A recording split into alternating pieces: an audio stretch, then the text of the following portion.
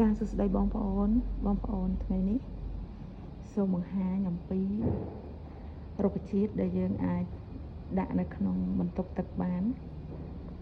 រុក្ខជាតិនេះគឺមិនមែនជ័រទេណាបងប្អូនគឺរុក្ខជាតិស្រស់ធម្មជាតិយើងអាចដាំនៅក្នុងបន្ទប់ទឹកដើម្បីបង្កើនទៅលើសម្រស់ទី1ទី2ជួយឲ្យបន្ទប់ទឹករបស់យើងចូលទៅឃើញមានធម្មជាតិស្រស់ពិតចឹងបងប្អូនអាចជ្រើសរើសប្រភេទរុក្ខជាតិនេះយកទៅដាក់នៅក្នុងបន្ទប់ទឹកទៅព្រោះទោះបីជាបន្ទប់របស់យើងអត់ត្រូវខ្យល់អត់ត្រូវអីក៏រុក្ខជាតិនេះវាអត់អន់ដែរ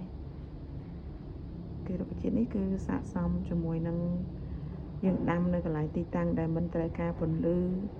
ហើយមិនត្រូវការខ្យល់ចេញចូលអីទេអានឹងជាប្រភេទ